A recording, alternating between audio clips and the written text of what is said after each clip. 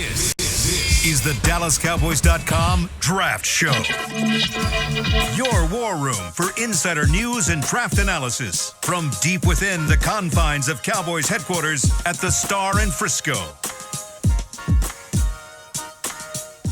Today is Friday, February 2nd, 2024, and we are 83 days away from the NFL Draft in Detroit, Michigan. Welcome in to the Draft Show presented by Miller Lite, the official beer, the only beer of the Dallas Cowboys. We've got Nick Harris, Zach Wolchuk, Aisha Morrison.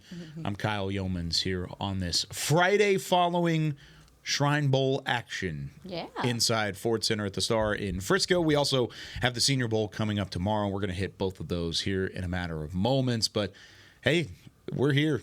All-Star games are starting to roll in. We're in the middle of this process where you're starting to see these guys come out and actually hit each other a little bit. I mean, Nick, you and I were there last night, and I was surprised. The first play of the game, I mentioned it yesterday, Darius Musow, linebacker from UCLA. I said, I want to see him come downhill and hit somebody. Yeah, he heard you. Did not waste any time. It was the first play from scrimmage defensively, and he plugged the A-gap and just destroyed this line. Or I forgot who was toting the rock. Yeah. He probably forgot who it was, too, because Musow hit him hard. He did. And so, I mean, you're talking about legitimate hitting. It was a competitive game through and through. The ground game, actually, was really impressive last night. Yeah, Musow had a great game, and it started with that one, but he had a great week. You want to talk about the running game, though, specifically looking at Team West. Frank Gore Jr., he stole the night with that 49-yard touchdown, being able to cut back a couple of times across the middle of the field and then get loose. Man, that was so awesome to see. But also on the West team, I think a guy, me and Zach were just talking about it out in the hallway, Blake Watson out of Memphis. Yeah. He didn't have the best week, in my opinion, but coming out of the game, I mean, he was phenomenal. He was active in the receiving game. He was making some quick cuts between the tackles and being able to get loose. He finished with 12 rushing attempts for 46 yards, and then he was the leading receiver for Team West as well, 6 receptions, 65 yards. So he was really active in both areas. I think he's a guy that could be one of those type scat backs that you would like to see at the next level. I mean, those are becoming more and more popular when you look at day 3 draft picks. Teams are trying to find that healthy receiving option that can kind of combo with a running back one. And Blake Watson, he was trying to show that he's worthy of being that. Yeah, his big playability is there. He's so. I noticed his vision even when I looked at film on him prior to. He can process really quickly, and that burst when he sees it is impressive. And it was. I thank you for mentioning the run after catch ability in the open field, because that was one of the things that stood out to me. And also too, if you watch his eyes, he's reading defenders. He also does a good job of. Playing off of his offensive lineman's hips. So I think that he's going to be. He could be a good guy that you could add to a backfield and you can get some big plays out of. I know that if I'm a defense, I'm going to be on my heels when I see him get the ball. So, no, he definitely stood out to me as well. What you got on him, Zach? It's interesting because I was surprised at just how efficient he was yesterday. I was too, because you said he didn't say that in practice, and really. He's kind of a tweener, right? Because he is like a wide receiver running back, similar to what Tony Pollard did there at Memphis. That's to what me, I thought about. Yeah. When I was watching him, I'm like, okay, he definitely is a natural pass catcher, but can he run up in between the tackles? Is he physical enough to do that? Because he's a skinny guy. I mean, when you watch him line up in the backfield, kind of his stance is Matt Forte-esque to me, the way he's like upright.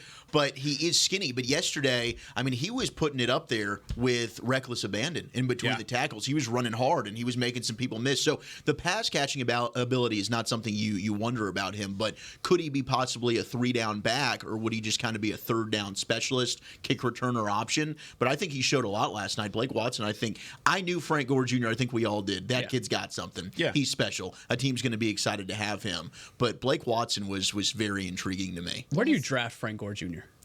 We were talking about this last night. We were, and I think it's interesting because going into the game, I put a 6-round grade on him. I would give him. I think coming out of the game, who knows? Maybe a a 4. 5th. I would say. You have a 4? I went 4 on Frank Gore Jr. I have him as a very. Why do you like him so 5th. much? To me, I think he's a guy. He dominates, obviously, when you're at Southern Miss and you're in Conference USA, and you guys know this. Of course, we went to the UNT, and you did all your work with rivals.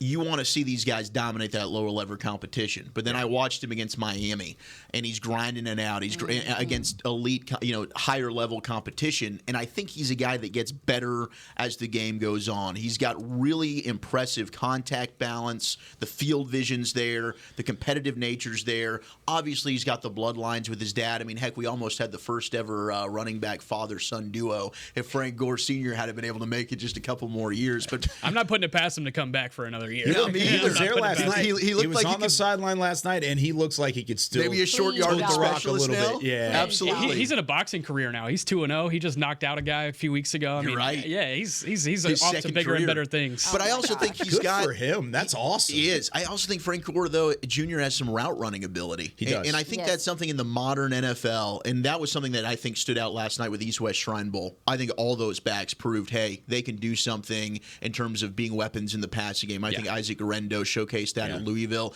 To me, I comped him to a Chris Rodriguez Jr., downhill, no-nonsense runner, but he definitely has way more when it comes to arsenal in the passing game. That's something Chris Rodriguez Jr. didn't see that a ton. Guerrero, I think, is a really good weapon that you can check it down and he can make plays in space. But Frank Gore Jr., to me, I just think is a three-down back. I think he can do everything you ask. I think he gets better, as I mentioned, with extra carries as the game goes on. I get why you're saying sixth round initially. To me, I was just like, I feel like he's a dude that is going to excel in these processes. I gave him a 4. I mean, if you're looking for a day 3 back, maybe 5th, maybe he slides there, I think that'd be a home run pick that you're getting a guy that can be an impact player. Got a good block from our guy Josh Cephas on that. Yeah, he did. On that touchdown run to start the game. That's another guy that came out and had a good day. The ball just finds him. He gets open. He's fluid. And you can also, too, if you're a quarterback or a team that does a lot of scramble drill, I think this guy could also fit because he's always looking back at the quarterback, trying to get open, it really was good to see it translate that, like, practice, the ball's just find him, and then he comes out in the game and he's just out there and he's reliable for those quarterbacks when they're in a pinch. Yeah, I think another important thing about Cephas coming into the week, we're talking about the UTSA wide receiver Joshua Cephas, a big body guy that I think could be an interesting day 3 option for anybody. But the questions about him coming into the draft process are a couple of off the field issues. Had a DUI last summer, and kind of wondering how those things could affect him at the next level. From what I've been told, he did great with the interview process. You can't really know until you know. Whenever you have a guy in the building, but from everything that's been communicated, there's not a ton of concerns there. He is a high character guy. I mean, we had the opportunity to talk to him for probably like 30 minutes, I think, last Friday. Good kid, comes out of Spring Decaney High School in North Houston. He's one that I think you look for in the 6th or 7th round. That's one that I think the Cowboys could be looking at. Also look at the Vikings there. He has a family connection to the Minnesota Vikings, so there's a couple of teams that I think could take a chance on him in day 3. I want to circle back to Frank Gore Jr. really quick. For me, the 6th round grade kind of stems from him being a boomer bust type ability. He starts the season with these 3 games. Against Alcorn State, 6 carries for 29 yards. Against Florida State, 11 carries for 31 yards. Against Tulane, 13 carries for 16 yards.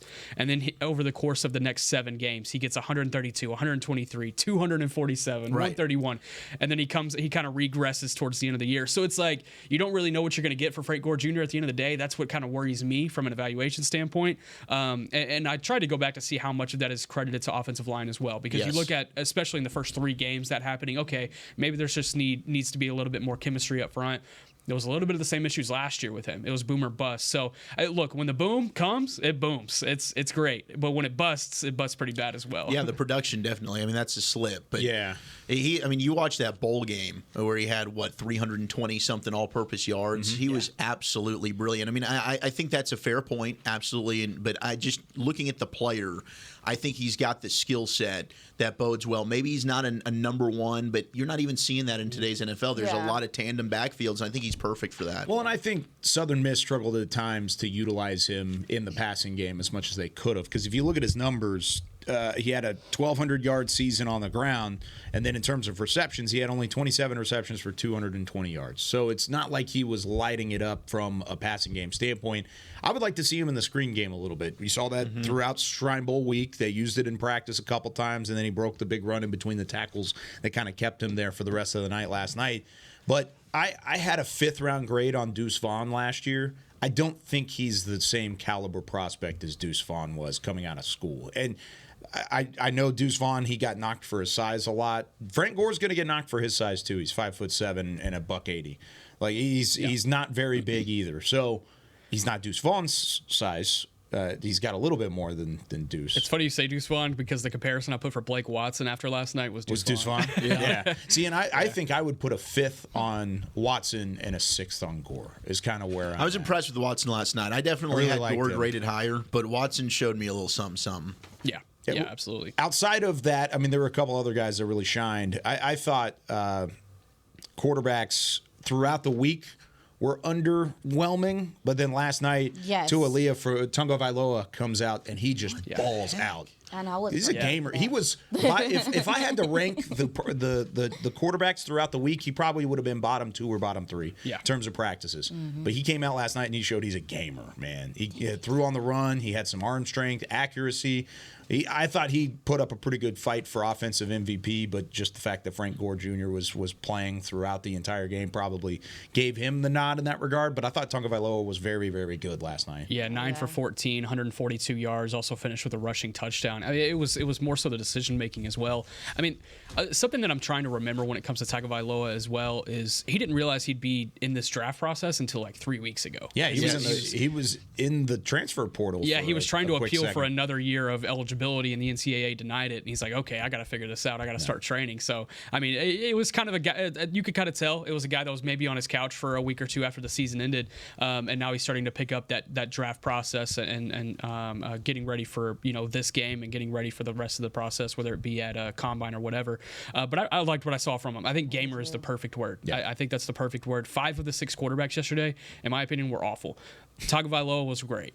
Yeah, he was. I mean, his ability to extend. You mentioned the beautiful pass he had early to start off that game on the run. It's and a the 47-yarder. It was gorgeous. And the touchdown run that he had, that's what you're kind of looking for, right? One, of course, he doesn't have the prototypical size, much like his brother, but he's got much better mobility. He can run. He can create. Can you extend? And when plays are broken down, can you create? He certainly is one of those guys. I mean, if you're talking about a flyer, we talked about some of these names last year, whether it was a Clayton Tune out of Houston. If you want a guy that you can stash and develop, he did. I mean, last year was kind of the season for the rookie quarterbacks, right, to get in there and start with all the injuries. But he's a guy that I think a lot of teams will have on their radar, maybe bring him in as a developmental type of quarterback. Yeah, and to your point about the mobility, I think more than ever, especially when you talk about offensive line play and stuff, hey, people like mobile quarterbacks out here. It's very normal for that to be a thing. And the way that he was able to evade pressure last night stood out to me, recognizing where the blitz and stuff was coming from and rolling out the pocket and making passes on the run. Comfortable in the RPO game? I was shook a little bit. I was like, wait, that ain't no way that's the same player I ain't seen in practice all week. Really? Yeah. But to your point, he did come out and he understood the moment. And that also says something about the player as well. Yes, it does. Where would you rank him? I mean, we've talked about a lot of quarterbacks this week just because of these all-star games. I mean, you've got Penix Jr. and Bo Nix out at the Senior Bowl. A couple other guys that are out there. Spencer Rattler's been doing his thing. Playing pretty good. Rattler out of South Carolina. I've been dug out on Spencer Rattler. Me too. Who did it to you? He did. Oh, tater tot. Rattler caused that. Sam Hartman's had a nice week at Notre Dame. We'll see what he does in the game on Saturday. But where would you put Tunga Vailoa and where those other quarterbacks lie? Is he still pretty much on the outside looking in, trying to find his way into maybe a late flyer there? Yeah, I think that's probably the guesstimate. I put 7th round / undrafted free agent. I think it would take somebody taking a risk on him. What I said was he lacks the adequate size and consistent decision making, but I think he could be a flyer for a team that needs that extra quarterback in the room going into camp. By the way, they measured him this week at 5'10" and 2/8, so and a quarter. Yeah. So 5'10" and a quarter, 200 pounds. How many sub 6 foot quarterbacks are out there right now in the NFL? Not a ton of them. Yeah, so that's what I worry about. How small? No, don't use that word, Aisha. How tall is not Stroud? Is it Stroud? No, not Stroud. Bryce Young? Yes, Bryce Young. Ooh, Bryce. I think he came in at 6 foot last year. He was measured at the combine at 5'10", 5'10", 204. Wow. Yeah, Bryce is a short guy. And watching him this year, I mean, they didn't help him that much down there anyway. No, they did not. But at all. But you could tell he did look small. But the size was something. So with that being so, with that happening and so early, so recent rather, I wonder if people do have some pause about his size or whatever the case may be. But to your point, yeah, I do think he could be a guy that could come in the later rounds and give you some different looks in practice and stuff. Let him develop, let him grow, see what he can become. I mean, speaking of these quarterbacks, a guy that's been in Mobile, and you got to take a look at him, Michael Pratt from Tulane. Yeah.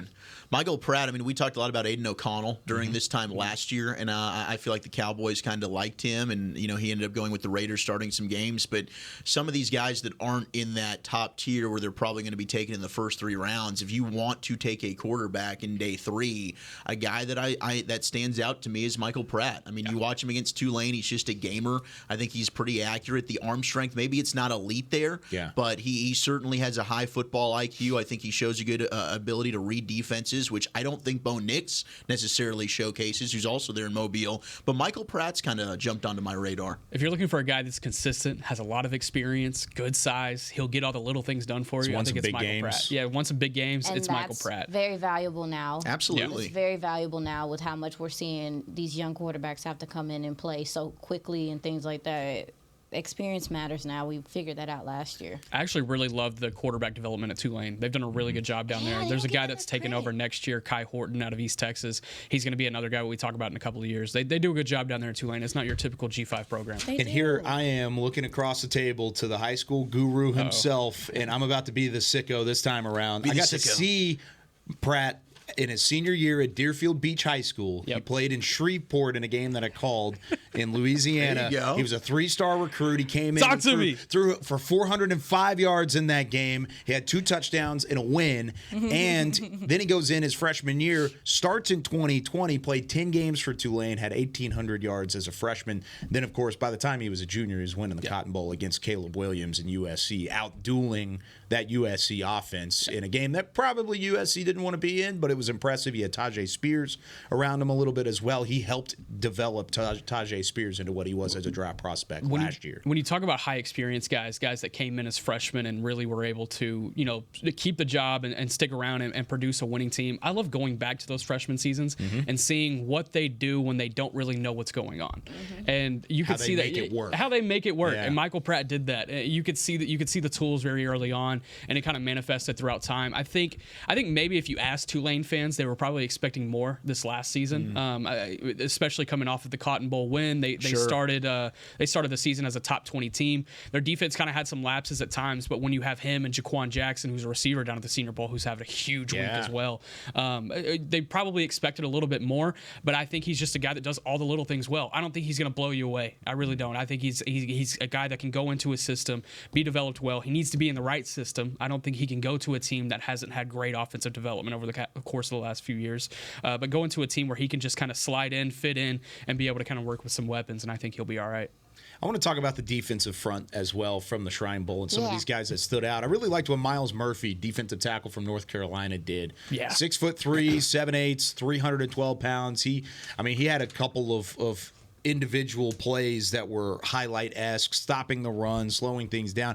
That West team was stacked in general. I mean, they all had some dudes. I mean, they dominated that game from the jump. If it wasn't for Anthony Gould's punt return at the end of the game, where 80-yard punt return, where we could talk about him as well, the East didn't really have any momentum whatsoever on offense, and I think Miles Murphy was a big part of that. I think Miles Murphy was good. I think the Murphy twins, Bishop Lynch, North Texas to UCLA. I was talking with Nick about this as we walked in as well. It's like, man, I'll be honest with you, I kind of forgot all about the Murphy twins, and boy, did they show up last night as well. I mean, you mentioned the 3 different Murphys that were making plays, but then you had Grayson and Gabriel kind of meet at the quarterback last night. Did you see him sandwich a quarterback? It was incredible for a great. Now, I do think Grayson, I like a little bit more than Gabriel. Both, of course, very similar. They are identical. I think one might have a scar on the face. And that's how you can. Is it Gabriel? I think Gabriel has a scar. So I thought Gabriel had a better night last night, but I like Grayson more as a prospect. As a pass rusher, I think Grayson's just a little bit more natural. I think his hand fighting is a little bit better, but both are very, very exciting. They have the modern build that you want as edge rushers. I think all 3 of those Murphys really had a great game last night when you talk about Shrine Bowl performances. The one thing against the Murphy bros that it irks me, and I didn't watch a ton of their UCLA tape yet. I haven't gone back to it, but of course I saw them three straight years at North Texas calling those games, they were on the ground a lot. They do, yes. They're on the ground significantly. And it's not just getting pushed down and then getting right back up. It's like injury timeout on the ground. And then it looks like their season's over with. They're working to the sideline. They're going to the medical tent, and then they're back out there for third down. And I just – that's a pet peeve. We've talked about the towel and the clapping and the offensive lineman on their backside. You don't want to get that is a pet peeve. icks. Yes, that is an ick of mine. I respect that. If you're on the ground and you're having to be attended to by the training staff, I like get off the field if you're going to be back on in 2 plays. What are you, hurt? Yeah. Like, Oh my god! I just want to How dare see you be hurt. And they may have fixed that problem at UCLA. I haven't looked that far into it yet. But at North Texas, that was one thing. I actually watched for it last night and didn't see it. Yeah, so I I'm think happy they did about fix that at UCLA a little bit. I mean, I think they're both day 3 guys for me. I don't see them going, at day 2, They're second big, or third they're round. good players. They're But both good players. They are, and I mentioned the size, the physical traits. I mean, I think both of them have some natural bend to them as well off the edge. I think they both have good pass rushing ability. I think Grayson's a little bit stouter against the run than Gabriel is. But I think that you get a defensive line coach, you might have one fall in love and sit on the table for some of these guys in those rooms. A gentleman that stood out to me last night, who to me he had a couple good reps in practice, but I was still like, I don't know, Mo Camara. I thought he had the Colorado offsides. State. Yes, Colorado State edge out of there. He had the offsides, but other than that, dog, he was wrecking shop over there. Just flying off the edge. He plays really strong with his hands. He has a bit of a toolbox. He can counter and do some things. I was impressed with him last night, and just the tenacity, the pursuit is there. He has a high motor as well. So I think he put himself back in the conversation more after this game, because during the week people were telling me about him, like, Mo, you should be looking for Mo, and I was like, all right, well, where is he at, big dog? He's not standing out to me. He came out there last night, and I thought he made all of those tackles pay for oversetting against him, but he just plays with power, speed to power. He can shed. I liked what I saw from him last night as well. It's the get off. Yeah, right. His first step is the crazy. first step quickness is unreal with him, and I think everybody knew who Mo Camara was after that Colorado game this year. Yeah. It's like if everyone was staying up watching that guy. I mean, him and I think Michael Hall, the defensive tackle from Ohio State. Yeah. Those are the two that I've kind of watched and said, man, you talk about just get off, first step quickness. We mentioned Latu. We've talked about him a lot, but those two in this class have that rare ability off the snap with their quickness to cause massive issues. I'm glad you bring up Michael Hall. He was my day 2 MVP from Senior Bowl. Please he was don't. awesome. He was fantastic. He was fantastic. The vibes I get, he reminds me personally. He reminds me of Keanu Benton from last year. Okay. To me, when I watched him. Okay. He was a pet I don't cat think of he's yours quite early. as big No, as he's Benton, not as big. But I like He's what you're not as saying big, there. But as far as being a disruptor, the quickness Yeah. off the line, like you look at him, you like that. He shouldn't be moving that fast with being that size, and he is a little smaller, but he is a lot to handle. I feel like he sheds and he fights for the ball. The speed to power is impressive. Like I said, he's growing in the run game still. I don't know if he's as strong as been in the run game just yet, but he's going to be a problem for offensive interior players because he's so fluid. He plays pissed off. And he just has some athleticism to him that's not, he's twitchy to be, playing at that 3-tech position if it is where he's going to be at. So I liked him too. I'm so glad you brought him up. He's a dude Rod Marinelli would have loved. Yeah. We're going to play Please. the run on the way to the quarterback. His Please. swing move is deadly. I want to throw one guy from last night out there at you. Throw it in there. This is a tight end. Yes, sir. Ooh, I just wonder Yes, what you sir. guys are thinking. Go for it. Say it. Zach Hines, the South Dakota State tight Yeah, end. talk about him. I mean, the catch that he made that was catch was awesome. awesome. I mean, that could have been a medicine ball, right, over the middle. He gets smacked. Been a mess. It was. I mean, look, it's a tight window throw, but holy moly, he put himself in danger there. The safety comes over, drills him, makes a great play on the ball, does dislodge it, but the concentration falling down for Zach Hines to be able to corral it, bring it back into his body. But you talk with people around him from the South Dakota State program, the dude did nothing but catch everything thrown his way, and he's got a massive catch radius at 6'7". I mean, this is a program that is starting to pump out NFL talent. You had Tucker Kraft a year ago. Yep. Talk about it. Zach Hines is one of these under-the-radar tight ends that if you, again, you're talking about day 3 prospects, he's intriguing. Yeah, both of the guards for them, too, stood out last night. Sorry, I didn't mean to. Oh, okay, cool. Oh, yeah, I didn't know. No, what is this gentleman's name? Oh, yes, Garrett Greenfield, 6'7", 320 from South Dakota State as well. I I liked his movement, dog. Like when he gets to the second level, I said finish him because he's a finisher. He wants to pancake people. The hand placement is sturdy. I looked at him and he's a 4-year starter, so a lot of experience. He has length, so he can keep the distance with rushers and stuff. I liked him a lot, but I also, we talked about McCormick, who is his teammate. And so to your point about South Dakota State, not only are they putting out, like these skill players, they're starting to have some guys even in their interior in the trenches that you're looking at like, okay, these guys can play.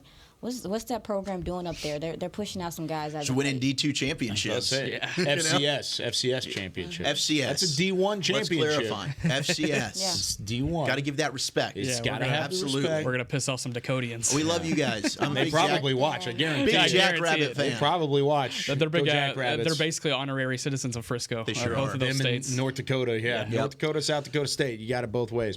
All right, when we come back here on the Draft Show, it's time for some Twitter on the 20. Could we see a system change with a new defensive coordinator coming to Dallas, and how could that affect the draft process? We'll talk about that and a whole lot more. More of the Draft Show presented by Miller Lite right after this.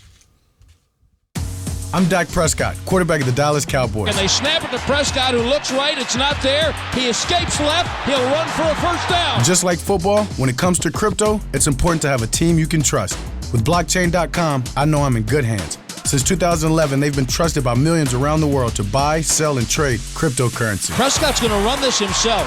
Run it up the middle, and he scores. Whether you're new to crypto or an active trader, they've got you covered.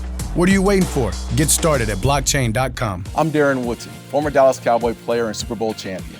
When I played in the NFL at a high level, I relied on my vision to see the field.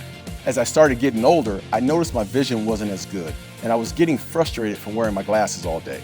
I went to Laser Care Eye Center, and Dr. G talked about all the options. Thanks to technology and Laser Care Eye Center, I can see near, far, and between. Don't fumble your vision any longer. Visit them at dfweyes.com and tell them Darren sent you. They got me back on my game. In a stressful world, Lincoln provides balance and calm amidst the chaos by creating sanctuaries that move you through the world with ease. Our vehicles make your time richer and more uplifting with human-centric design, intelligent technology, and powerful performance. As the official luxury vehicle of the Dallas Cowboys, driving a Lincoln is just another way to show your team pride. Experience our full lineup of luxury vehicles, including the Corsair, Aviator, Navigator, and Nautilus at Lincoln.com. Hi, I'm Danny McCray, Dallas Cowboys alumni player here with Smoothie King. And Smoothie King wants to ask you, what's that sound? That's the sound of us magically transforming our smoothie bowls into 2 new decadent flavors. Dig into a cool acai or pitaya bowl, handcrafted with crunchy, purely Elizabeth granola, fresh strawberries, and finished with a velvety chocolate hazelnut drizzle. Perfect for breakfast, lunch, or anytime you want to munch. And that's the sound of you making them disappear. Smoothie bowls, now in 2 new decadent flavors. Only at Smoothie King, the official smoothie of the Dallas Cowboys. This is the DallasCowboys.com Draft Show. Back here on the Draft Show presented by Miller Lite, a taste you can depend on. You can depend on us to break down draft coverage all week and all draft process long. We've got Nick Harris, Zach Wolchuk, Aisha Morrison. I'm Kyle Yeomans. Chris Beam is in the back, about to press the button for some Twitter on the 20. All right, let's get this out of the way quickly just so we can talk about draft prospect. But it is a good question. Mike asks, should Dallas go to a 3-4 or stay at a 4-3 depending on who their defensive coordinator is, and how does that affect the draft process? Does not matter. You gonna tell him or you Does not matter, in my opinion. Why is that? It's based on the personnel that you have here and the needs that you need this next offseason. It doesn't matter. Like I really believe if you bring in a DC that says, okay, hey, I'm going to run this. It's going to be a little bit different from last year. Or, hey, I'm going to run this. It's going to be very similar to what was here last year. They still have to go in and get the second level guys. They still need to go in and get a couple extra edge bodies. I don't feel like it's really a big deal in the grand scheme of things. They have a run stopper on the defensive line. They have a couple of really good pass rushers. It really doesn't matter in my opinion. Yeah, I mean, when you talk about the 3-4 or the 4-3, I mean, most defenses, if you're good, you're mixing up those looks anyway. It's very common to be doing that. Yeah. Dan Quitt had a couple different looks in it that look 3-4-ish often as well. So it's like, I get the question absolutely, but We have bigger fish to fry. Yeah, Nick, tell me a team that's primarily running the 3-4 these days, right? It's multiple. Everything's multiple. TCU. Yeah, okay. And then in college, we can find some. And their defensive coordinator's now back in Waco, Texas, coaching high school football. Waco Midway, huh? Damn right. Go Panthers, baby. But, man, it's one of those where I don't think that necessarily matters. I think they're going to stick with a multiple look. I think you still end up playing a ton of nickel and dime based on how these offenses line up and dictate the coverage and defensive backs you need out there. You find a way to plug and play the players that you have. You just want to scout and draft good football players. And I think the 3-4-4-3 thing's kind of old now. It is. It's an older conversation because much like the offensive standpoint, offenses run a little bit of everything. It's not just spread or air raid or ground and pound, pro stop. Everybody needs to find a way to do a little bit of everything nowadays in the modern day NFL, and it's the same thing defensively. And honestly, it's probably a byproduct of offenses being variable and being versatile. Definitely is. So defenses have to be versatile as well and employ a couple different things there. All right, Brian asks. And not Brian Broaddus. Not Broaddus. No, Brian M. asked this one. If Dallas was interested in drafting a running back, and we talked a little bit about running backs earlier, do you think they would want to go for a bigger tailback to take over the lead role or a smaller tailback like Nick was talking about earlier, some of those scat backs in the later rounds, to be more of a change of base and receiver for Dak to throw to? Yeah, and that'll be the answer out of free agency. I believe that the approach to the running back position for this team going into the offseason, you see what happens in free agency. Do you bring back Tony Pollard or do you go get one of these impending free agents that will be on the market? Based on the type of running back that I think you get out of that is kind of what happens as far as who you end up drafting. And I think the board is long and wide, and it's a wide net. They're looking at all types of backs right now, just based on whatever happens out of free agency, because it's really tough to predict right now. Then you figure out what's going to work on the other side. I think for me, I think you go get the hard-nosed guy in free agency, the guy that can be, that short yardage, reliable guy, and then you go get one of those scat backs in the draft, but or a guy that has a high ceiling that can do both. I had a question. What's that? Okay, so in regard to the running backs, what free agents are available? Do you gentlemen know?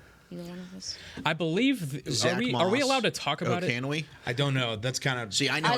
I'll go off on this because we've had this conversation on the G-Bag Nation. I know they're not free agents yet. Okay, so never mind. You guys can't. But no, it's okay. No, it's cool. I've done pending free agents. I'm with you guys. And there's a guy that plays in the same town that Nashville is in. I guess there's one of those guys. There's another guy that played at the same college as Micah Parsons. If you want to go the big name route, there's a dude from Indy that I think is an ideal candidate that filled in for their starter this year. He played at the same stadium that the combine is in. Yeah. I think he ran for a lot of yards. I would absolutely love that because I think that's what you need. I think when you look at this draft class, to me, I don't think that there is a rookie running back that can come in like we saw last year with Bijan and Jahmyr Gibbs. And even Jahmyr Gibbs is splitting time in that backfield. But that you have, this is the dude I'm giving the keys to the car to. Ooh. I think you need to. I disagree. Day one? I'm not saying day one. Right. I'm not saying day one at all. I think eventually, absolutely. But I think what you want to do is sign maybe a one-year deal, get a veteran back. Yeah. We're going to go ahead and work in a tandem. Now, over the course of the season, does a Jalen Wright from Tennessee, does a Ray Davis from Kentucky, two guys I like a lot, an Audric Estime from Notre Dame, do they end up saying, okay, now this is my backfield? Sure. Yeah. And I can believe that. But I think you're looking ideally for your starting running back of the future with the guy that you draft here. So I'm not looking for just, like a Blake Watson we were talking about from Memphis, a dude that I don't know is going to emerge as that guy. I am looking for a dude that I think can be a 3-down back. And a year from now, 100%, he's my RB1, and we're good to go. I think there's a lot that the Cowboys can learn from the Detroit Lions approach to last offseason and fixing their running game. Yes. Picking up David Montgomery and then drafting Jahmyr Gibbs and being able to do both of those things. Obviously, the Cowboys don't have a number 12 overall pick that they would use on a running back. Sure. But I think there's a little bit of wisdom that they can take from that, going and getting a free agent that has been productive at previous stops, and then go getting a guy in the in the second or third round. There are three running backs that I think could step in day one and be really productive at the NFL level. Jonathan Brooks, Blake Corum, Trey Benson. I think all three of those guys have a high chance of being able to do that under the right system. I mean, you talk about Audric Estime, Bucky Irving. I think those are a couple of other guys. Marshawn Lloyd had a good week week down in Marshawn Mobile. Lloyd, yeah. But those are the three guys I look at if they were to get drafted to the Dallas Cowboys. I'm like, okay, that's a guy that can produce day one. Yeah, see, I'm with you on Jonathan Brooks and Trey Benson. I think Trey Benson's the best running back in the draft. The question is, when is Jonathan Brooks going to be able to play? Yeah, that's a great right. question. I mean, he had the ACL injury in November. So if you're drafting Jonathan Brooks, he's not and he's ready your for RB1. That's to me, that's not realistic. Yeah. I think we've mentioned this on the show, but I just wanted to make sure his ACL surgery done by the same team doctor that's here in this building. So very fascinating. Good information. Very fascinating. Dr. Cooper? Could be important or something. To speak on He does a Quorum, lot of surgeries, by the way, team course. draft. Just want to let you know he does a lot of surgeries. It's not just the Cowboys. But that is good to know. It is good to know. Yeah, actually, we talked about Quorum, running back out of Michigan. We talked about him earlier, I think last week. And when I got to speak to Curtis Jacobs this past week at the Shrine Bowl, he mentioned that this dude, you can feel when he dips his shoulder, because that was something that I was kind of like, this guy doesn't seem like a punisher in the run game. Like, he's not gonna wear on anybody. But talking to a couple of those linebackers here that were at the Shrine Bowl that have played him, said, "No, you can feel him. You can feel him." And so I was like, so I think that's important for Quorum stock as well, for people to know that they can get that. But Kendall Milton is a guy from Georgia, running back, that I do think has gotten some people's attention at the Senior Bowl with some of his burst and his ability. So the long strides he's able to take in the open field. So that's another gentleman that I think too, maybe like third, fourth round, could be interesting for some folks if they want to go that route. What's the earliest you take a running back? In this draft? Yeah. 56. Second round. And it'd be Benson or Brooks. You need one. Yes. It'd be Trey Benson or Jonathan Brooks. I like Quorum, man. I really feel like it could be any of those three guys. I would not touch Blake Quorum in the second Why not? round. Is it because of how much he's played? The usage, the size. I think he's a fine player, but to me, I think he's a fourth round guy for me. Interesting. I think that's too rich. I'm done taking Michigan players in the first 2 rounds. Yeah, I'm just kidding. But there's a lot of NFL Cowboy fans. There's a lot of people that actually think. But that. I also you shouldn't. Now I'm just assuming he's going to be a Charger. I see him, which is it's funny you mentioned this because I see Blake Corum. I see what he's able to do in the running game, short yardage game, long speed, getting out in the open field, also in the receiving game, and I see Kyron Williams.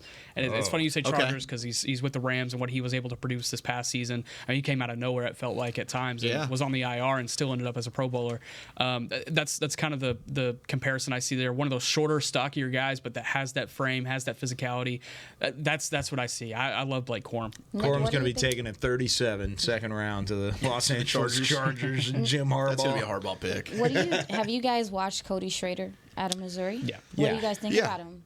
Well, Schrader's another one of those tough physical guys, but he's got some, I think, physical limitations in terms of his athleticism. Yeah, I've got a fourth-round grade on Schrader as well. But he's a guy that's always falling forward. Yeah. He can rip off some chunk runs. I don't think he's got elite long speed, certainly, but he's just kind of one of those old-school blue-collar type backs. Now, yesterday you were mentioning, Nick, that you had kind of gotten some info on Schrader, maybe not positive? Not positive at a Senior Bowl, and he didn't have a great week. So I have him outside probably my top 7, top 8 backs. I would look at him in day 3, but if he's an option that's there in the 5th or 6th round, then, sure. I would go Corum over Schrader. Yeah. For the Oh, yeah. Not Oh, 100%. yeah, for sure. Yeah. I think I would put Corum as a high third-round grade, and then I mean I haven't done my deep dive on Schrader yet.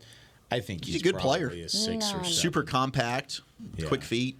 Yeah, I think an interesting back that you could look at early day 3, Isaiah Davis out of South Dakota State. He reminds me of Jay Ajayi. He's big, tall, 6'1", 220, long legs. Yeah. And he has these long strides, and he's physical. He's really really productive at South Dakota State.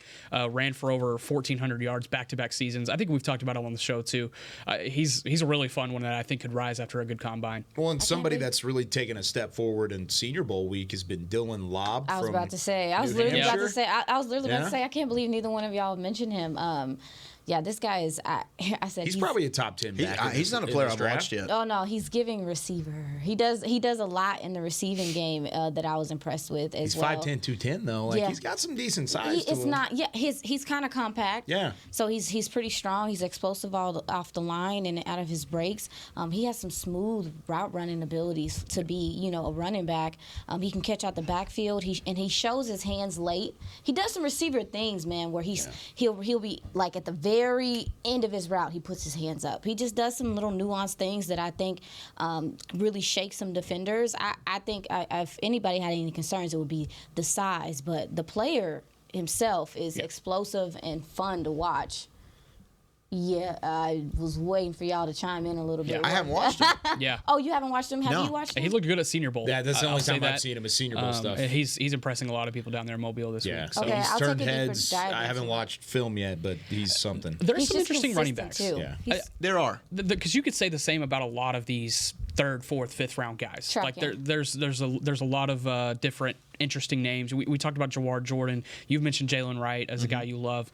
We talked about Isaac Garendo a little bit earlier. I mean, there's some interesting backs here that I think you could take in day 3 and have maybe strike gold somewhere. But it sounds like you're looking for something specific. Not really. No, I mean, well, when you talk about what you were talking about in free agency, making sure that you get maybe some type of veteran back. So do you think this team needs more of the battering ram type guy, and then you add a kind of like you said with the Lions is where it's like they have a good mixture there? Are you looking for like a good mixture, and do we know what's going to happen with Tony Pollard in any way, shape, or form? No. Absolutely. And So could we be starting from scratch? Because if you're starting from scratch, then that changes everything. I think that's kind of the thought process. Okay, here. so you can kind of like maybe change the you identity may not of start your from backfield. scratch. You may bring somebody back on a cheaper deal and a team-friendly deal. Okay. But for the most part, I think at this point in the process, you have to think of it as you're starting from scratch. So you have the opportunity to kind of redefine your backfield. Yeah. Can I give you Which is kind of cool. Can I give you a hypothetical backfield? Sure. And tell me how you feel about it. Why 1 not? to 10. Boom, boom, boom, boom. Tony Pollard and Bucky Irving.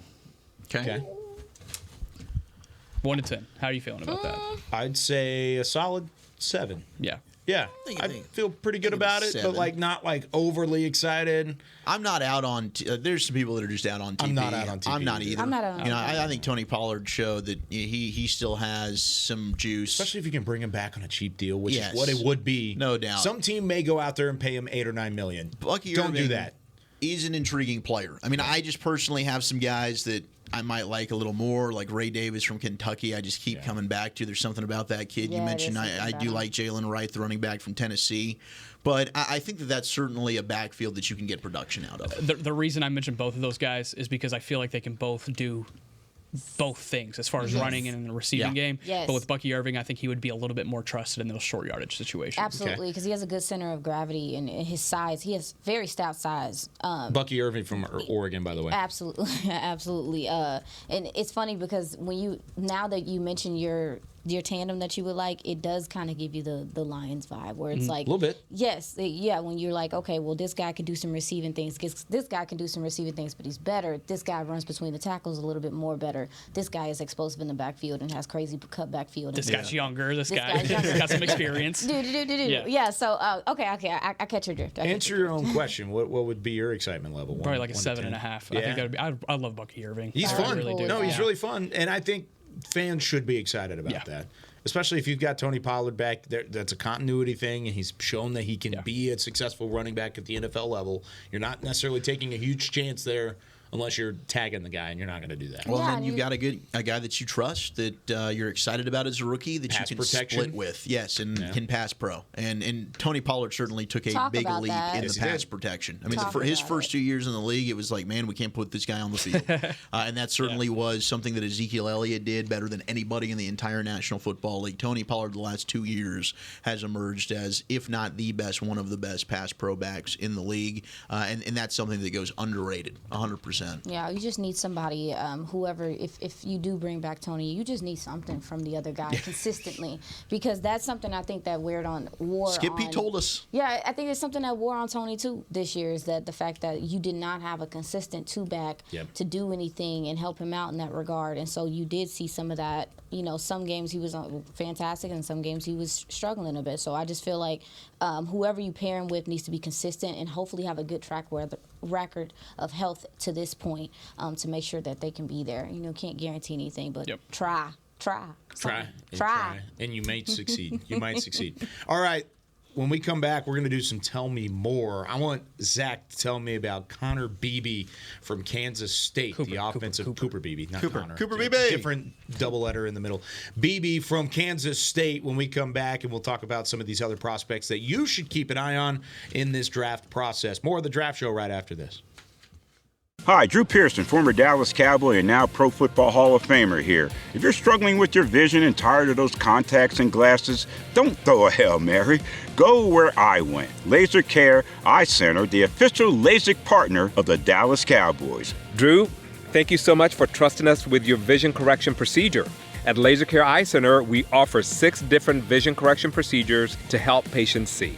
Check them out at dfweyes.com. Tell them Drew sent you. Hood hood. In a stressful world, Lincoln provides balance and calm amidst the chaos by creating sanctuaries that move you through the world with ease. Our vehicles make your time richer and more uplifting with human-centric design, intelligent technology, and powerful performance. As the official luxury vehicle of the Dallas Cowboys, driving a Lincoln is just another way to show your team pride. Experience our full lineup of luxury vehicles, including the Corsair, Aviator, Navigator, and Nautilus at Lincoln.com.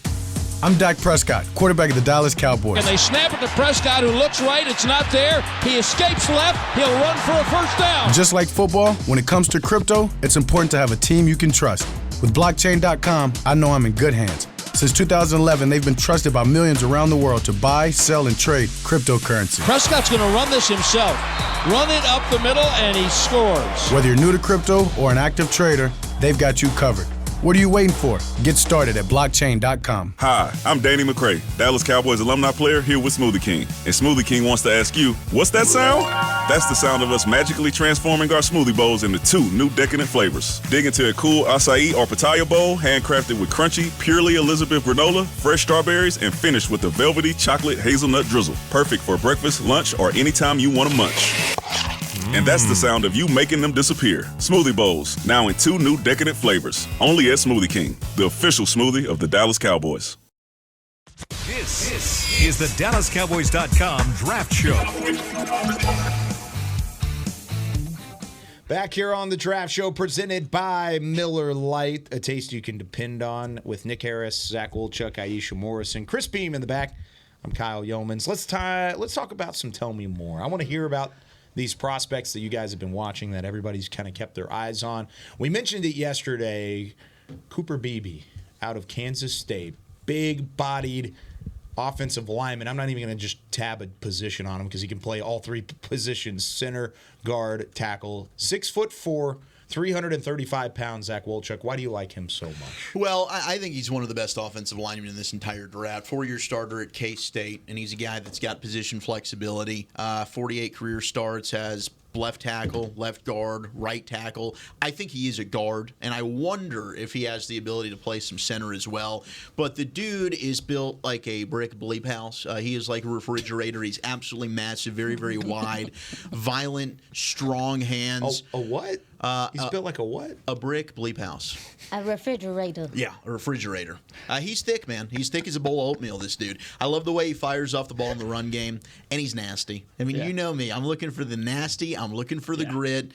He's always working. He can pull, gets out in space. He's a guy that can counter. If he gets knocked off the ball, he's going to battle right back. You can tell that ticks him off. He does not want to lose a single rep. I love his competitiveness. You know, he's a guy that I think this year, I watched him last year coming in, and then he decided to go back to school, and I was like, dude, this is one of my guys. And then when he went back, I was very upset. Yeah. But I think he really improved even as a pass blocker this year with the extra season there at K-State. I think he processes really well, stout, firm anchor. To me, I think he's a plug-and-play guard immediately that can start for you at the NFL level, and I think he's going to be a starter for many, many years with potential Pro Bowl upside. I absolutely love Cooper Beebe from K-State. He played in 800 snaps 3 straight seasons. That's a lot of work. Does that bother you at all, or does that make you more? Not for offensive linemen. As an offensive lineman, the more work, the better. Their lifeline is a little bit longer than a lot of these other positions, but also, too, he's seen a lot. He has a lot of experience. It speaks to his durability, especially with how physical he plays. To be able to play that physical and to still retain health says something about the player. I love. And he's gone through how many head coaches? Is it at least? It's at least 2. Is it 3? No, Chris Kleiman's been there. Has he been there? Like 4 years, probably already. But yeah, that is kind of shocking. I mean, they've played good football, but I mean, you talk about what they've done from an offensive standpoint. Deuce Vaughn was the all-purpose leader in all-purpose yards last year for a reason. They ran behind him a lot. He said Chris Kleiman's there. Now, he has played with multiple quarterbacks. That's for sure. He's probably played with like 3 different quarterbacks. Yeah. I thought they had the coaching change there, but I guess not. But with that being said, they've run the ball effectively no matter who's up front, no doubt, because of what Beebe has been able to do from it. Yeah, I think he's a second-round player for me. I mean, I don't know. I've seen some have him even lower, but I absolutely love the guy. Like when the Cowboys come around the second round, if they don't go offensive line, or let's say they take a tackle and we really want to go ahead and beef this offensive line up, give me Cooper Beebe back. I have late second round. I would faint. Why is that? In a good way? For happiness. Oh, yes. I think this is a fantastic. He would be a fantastic addition to any team. And also, too, if you go listen to some of his interviews and what people say about him, the work ethic is there. He's first guy. I mean, he's just kind of what you're looking for in an offensive lineman to kind of stabilize things for you. I think he can do that. And that's one of those guys, too, that, I mean, Dallas has shown this the last couple of years when they've been picking late in the first round, late in these rounds. Sometimes you might have to stretch on a guy that you know is not going to make it to you a round later.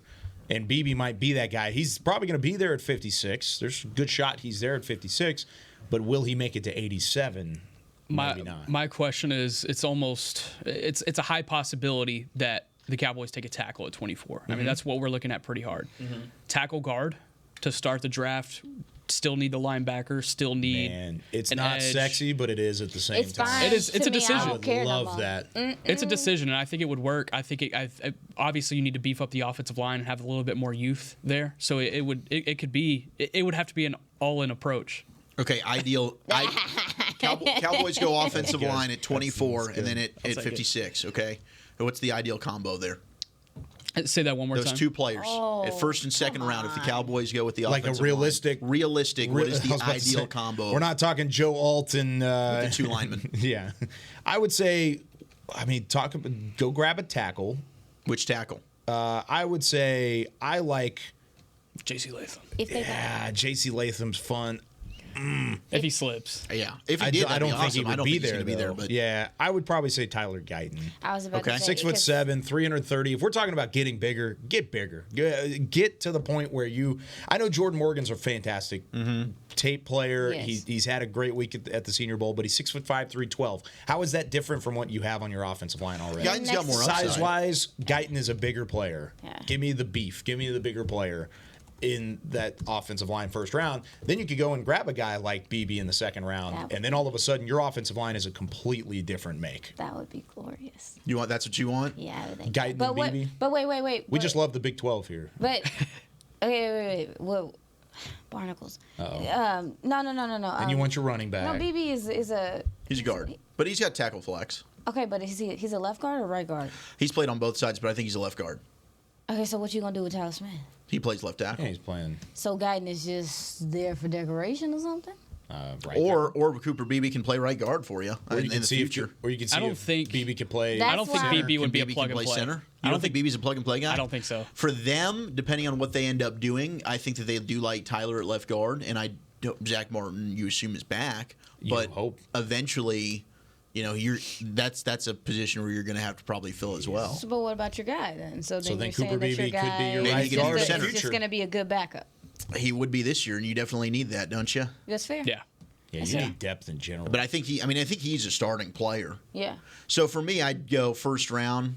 I still want to go ahead and address the center spot. Give me Graham Barton from Duke or Jackson Powers Johnson. I'm good, but I'll take Graham Barton. I don't think Jackson Powers Johnson's going to be there. I don't think so either. I'm starting to talk myself out of that slim hope. That happened so fast. I would love that happened so fast. If you're talking about ideal scenario that's realistic, I mean, I guess Jackson Powers Johnson. There's a lot of Dolphin hype right there. I don't think he makes it past 21, and I don't think hype. I also I don't think this is the draft that Dallas would go jump above 21 to go get a guy. To jump inside the top 20 to go get a guy, I don't think this is that draft. If anything, I would think they would pull the parachute and drop out of the first round. Mm-hmm. But if there was a guy to go do it for, it would be JPJ, in my eyes. Okay. Out of Oregon, by the way. All right. Can I go next? Yeah, go Names for it. to know? Okay. Or more to know. What do we call this? Tell me more. To know. Tell me more. There we go. Got it. Rookie. I'm going to tell you. Yeah, I know. I'm going to tell you more about a Ricky Pearsall, a receiver out of Florida, originally from Corona del Sol High School in Tempe, Arizona. Or excuse me.